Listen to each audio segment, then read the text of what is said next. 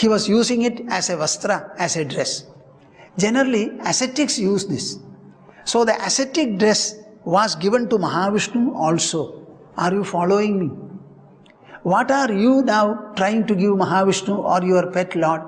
Whatever things are available, we will all give him linen and all that. Nowadays it is all polymer products. So our God also is covered with polymer dress. That is what we are using. So in Krita Yuga, when Mahavishnu was given the dress with Valkala, what does it mean? Many of the people in Krita Yuga were wearing Valkala. That is a symbol of austerity and even ascetic life.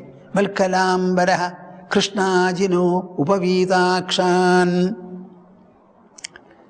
Krishnajina is a very, very ceremonial item. All brahmacharis are supposed to have at least a piece of it attached to their sacred thread. What does it refer to? It refers to an animal, a deer called black buck. It is also called the black antelope. Krishnajinaha. So that small Krishnajina was given. Upavita Akshan. Upavita means sacred thread. Can you imagine?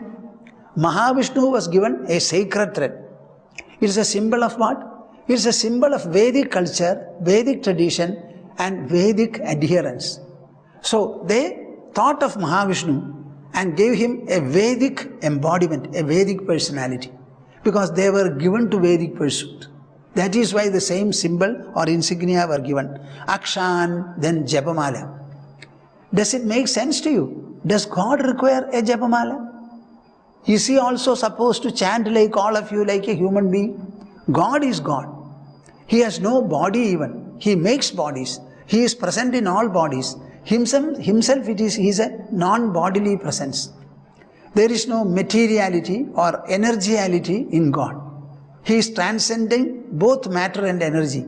Such a person, will he ever have a body? No. But we are giving him a body and anointing him with all such insignia which are pleasing to us, which we want to have, adopt. So Krishna Jino Upavitakshan Bibhrad Dandakamandalu. Then Danda, a staff, a ceremonial staff. Kamandalu, water pot. Does God require to take water? Will he become thirsty? But we are thinking of him in this manner. In the whole picturization, what are you finding? You are finding the aspirations, the tendencies, the fascinations, the predilections of the people themselves.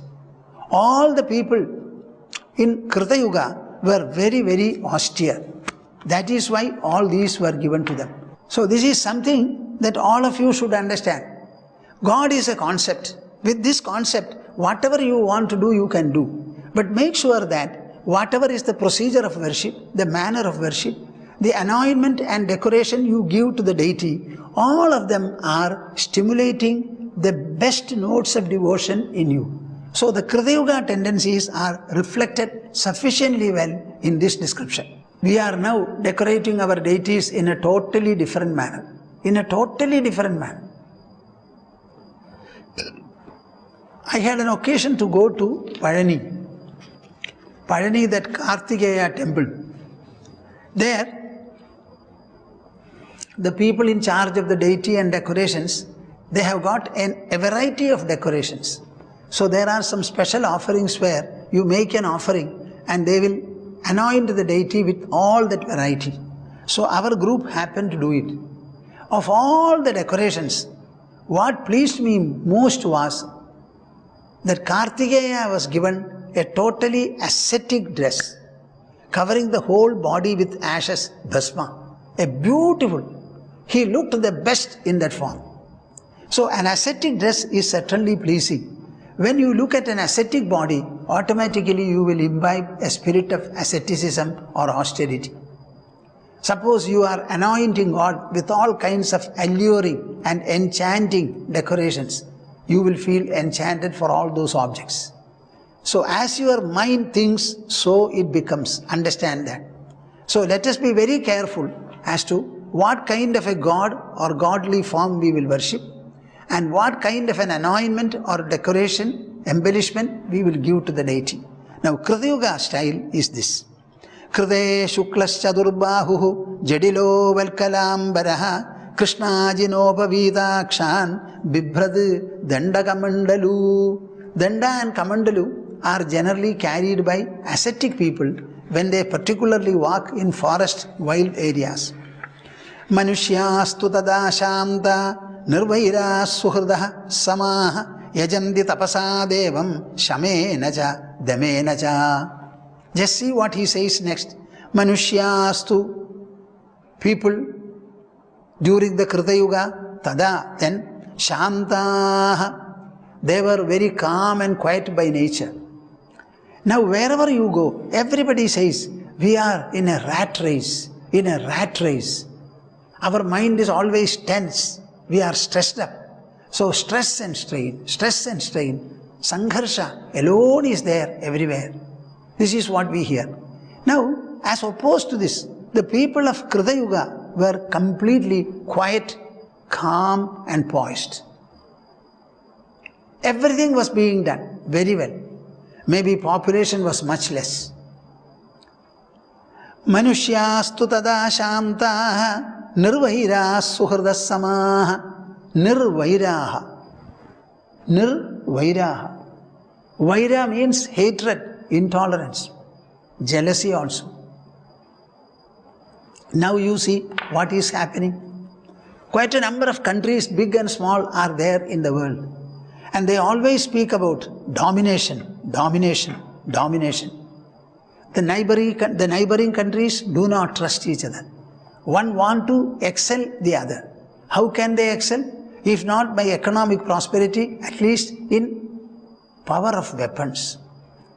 And there are countries in the world helping others with weapons and timely aids, etc., in order to cater their own intentions. What is all this? Nirvairaha. It's only the vaira that is responsible. Actually, we are supposed to coexist. The alternative to coexistence is co-destruction. India as a country will become peaceful and prosperous. Our neighboring countries also will become peaceful and prosperous, provided we have friendship and a sense of bond, friendly bond between ourselves. And vaira is playing the bad game. And where does the vaira come from? It comes from the mind part of man. It doesn't come from the body. It doesn't come from the soil. It doesn't come from the air or water or sun rays or moon rays. Hatred is something, an emotion, a counter emotion, which the human mind alone is capable of engendering, giving rise to. So the vaira they did not have. So drop vaira. Why is this international jealousy and intolerance? Can we not live beautifully and well? Let us search every heart, oneself, each. Every one of us should search our heart individually and find out whether we are like the people of Krita Yuga. Until you are able to bring elements of Krita Yuga, Kali Yuga will never be peaceful. Nirvairaha, suhridah. They were very friendly and benefactors of each other. Everybody was a benefactor of the rest. Suhridah, samaha. Habitually, by virtue of tradition, by virtue of habit, they were looking at everything as equal. That equality can be an objective equality. Look everything as God's creation. Look at everything as nature's evolute. Look at everything as part of the world, part of nature. That is one. Another is, look at your own emotions, mental responses. Say, we have two kinds of response to every situation or a development. Either feel pleasant or unpleasant. Love and hate. Now drop these two opposing emotions and have a sense of equality. As Bhagavad Gita repeatedly says, Sama dukhe sukhe krutva labha labhau jaya jayau samas shatrau cha mitreja. So we must develop a sense of equality towards the products outside as well as towards the reactions and emotions arising from our own mind. Yajanti tapasa devam. Yajanti. They were also worshipping, offering themselves to the supreme deity Mahavishnu. But by what? Tapasa. Tapasa. Will you remember this word? I would like this word tapasa, tapas, to sink into the bottom of your personality and remain there as an enrichment forever. Tapas means austerity, austerity, austerity. It is austerity that gives you strength. Parvati wanted to marry Paramashiva. And what did she do? She did severe tapasya to get hold of him. By tapasya, everything can be had. The entire creation has come from tapas. Tapasa chiyate brahma. Mundaka Upanishad says, Brahman, by virtue of tapas, started swelling up in the form of creation. Austerity is the key, is the answer for everything in this world. So, by virtue of austerity, they used to worship. Now think for a moment, how are you worshipping now? Do we have the elements of austerity here? I know of so many important festivals, religious festivals in India. None of them has the coordinate of austerity. You go to the north. For every festival, they start fasting. Either from day to sunset or throughout the day. Even for the marriage, the bride and the bridegroom observe fasts. Now in the south, we have no austerity at all. We make a number of offerings like puddings, etc., porridges and the other things. All for us to eat, nothing for the deity to eat. So consider that tapasya is the best offer to God. Yajanti tapasa devam shamena cha damena cha. Austerity is something that you individually perform, involving your own body, senses, mouth, mind and intelligence. Nothing else is involved there. But shamena cha damena cha. In these two qualities you will find they are characteral, behavioral and interaction. Inwardly you must have the quality of shama. What is called shama? Sadaiva vasana tyagaha shamoyam iti shabditaha nigraho bahya vrittinam damayityapidhiyade. This is from Aparoksha Anubhuti of Shankaracharya. Do not believe in enhancing or multiplying your desires and greeds. Reduce them. Let them be extinct. Let your mind become pure, gentle, quiescent, poised, so that such a mind will itself start giving you all the joy that you are looking for. You don't have to interact with this world or gain an external product for your joy. The sense of fulfillment will grace the mind irresistibly when the mind is free of desires and possessiveness. Now, Dhamma is Nigraho Bahya Vrittinam. It is applicable to the sensory range. In your sensory indulgences, you have to be moderate, you have to be abstemious, you have to be regulated and refined. Whether it is seeing, don't strain your eyes beyond measure. Even if you are hearing, have moderate sounds. Don't use the ear always. Similarly tongue, similarly skin, similarly smell.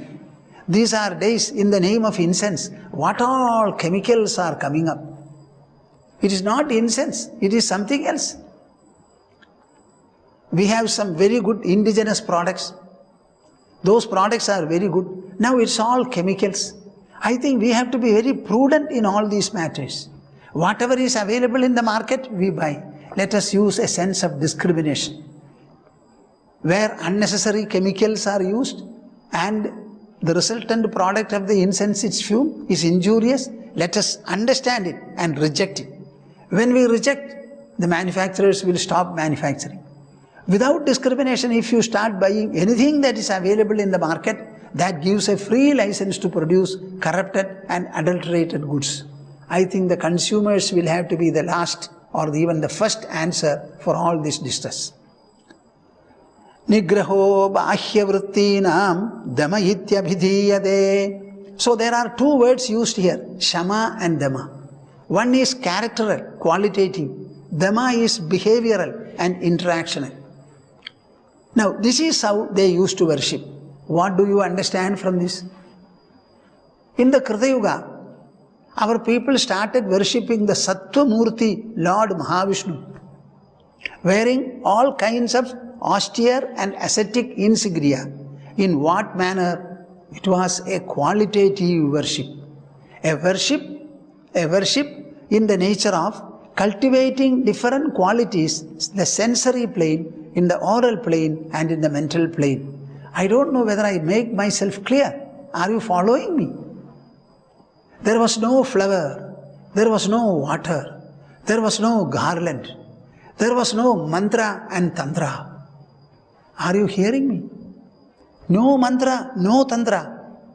Then what was the method of worship? Nirvairaha. They dropped hatred from their mind, intolerance from their mind. They watched, they looked for what the mind does. Its reactions, its responses were closely watched by them. And whenever they found hatred creeping into the mind, they detected it, discerned it and dropped it. This was the type of worship. Suhrdaha. They wanted to be friendly to everyone. Sarva bhuta hite rataha, as Krishna says in Bhagavad Gita. They acted as a friend of all creatures in this world. They never believed in destroying any life community. All life forms were allowed to live. This is what happened. Samaha. They looked at the plights and fates of the world in one's life with an equal vision. For every summer, there is a rainy season, a winter. After the winter, again there is a summer. So they accepted the undulations of nature, the alternatives surrounding them. They were not enamored of anything in particular. They were given to accepting all the things with an equal disposition. And then austerity was their watchword. In sleeping, in waking, in everything they became austere. In having their dress, in any habit whatsoever, austerity. They sublimated the whole life with austerity. And Devam Shamena cha Damena cha.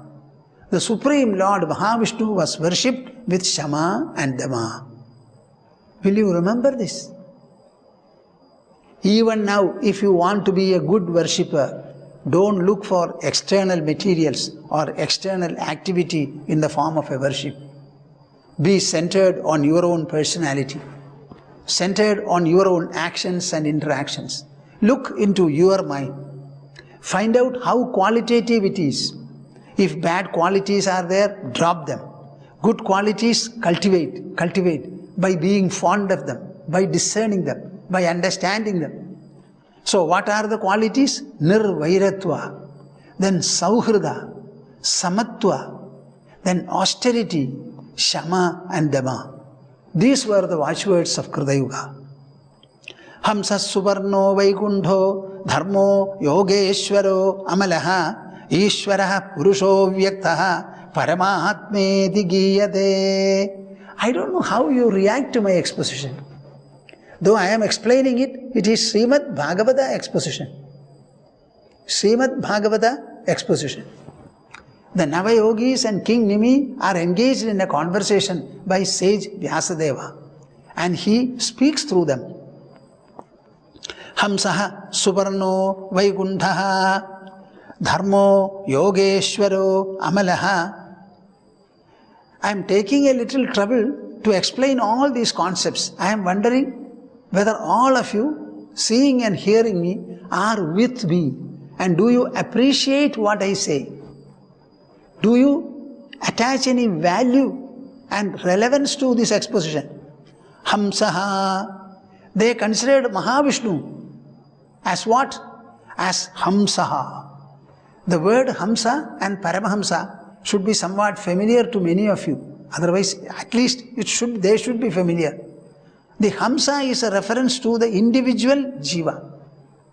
That is, the human individual is called a Hamsa. Hamsa means swan. What is the quality of a swan? It can soar into very great heights. Some people say that the swans, when the Manasarovar in Kailasa, that is completely covered by snow, no bird will be able to live there. So the birds start flying from there to Kanyakumari, they say. Whether it's a fact or not, I don't know. Just imagine, from Himalayas to Kanyakumari, what is the distance? and the swan can go high up. Now the flying becomes easier and faster when they go into higher altitudes. The plane also takes off, and generally it flies at 35,000 or 40,000 height. What is the reason? The friction will be less. Petrol consumption will be less and the vehicle will be faster. Flying will be faster. So, Hamsa, a Jiva. What is the special quality of a Hamsa? Many other birds will fly. The swan also flies. But it has got another quality. If you give milk and water mixed together, it will take only the milk and reject the water.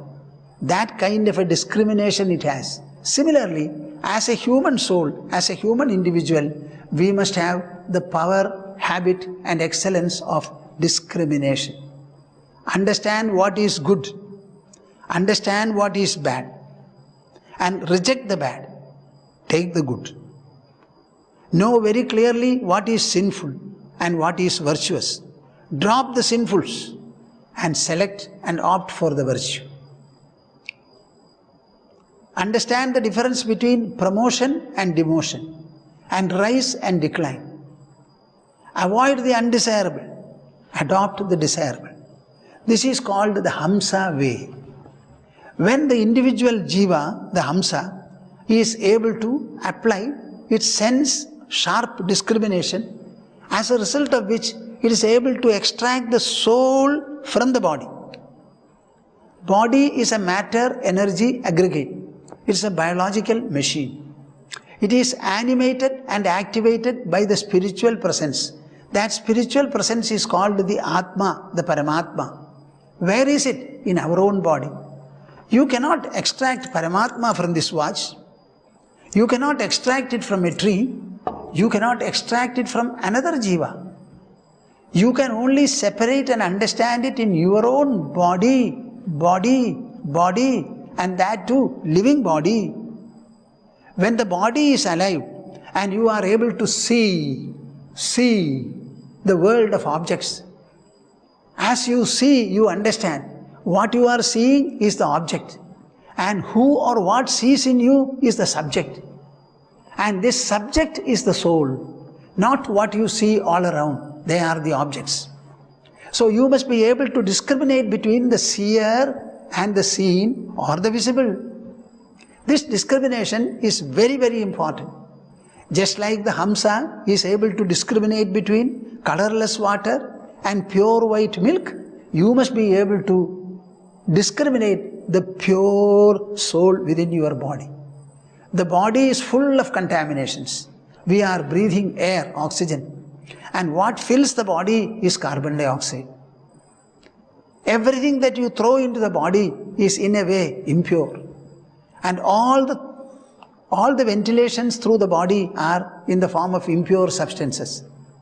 So what is that pure element there? The pure element is the spirit, the spiritual presence. Extract it while you are living.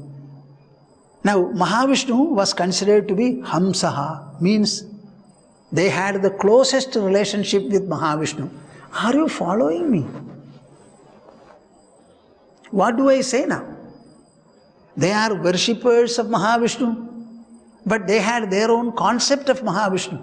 What was that concept? Mahavishnu is the Hamsaha. Hamsaha. He is the swan. He is my own individual soul. The power and the presence that animate my body, that is really Mahavishnu. So is he different from me? No, he is one with me. I myself am he. He himself is I. This kind of a feeling they had. So there is no question of believing in him or not believing in him. There was nobody like a heretic or an agnostic or a rationalist. Their rationalism was to understand this Hamsatva of Mahavishnu. So Mahavishnu became very close to them. Everyone felt that he is in the heart. He is the individual soul himself.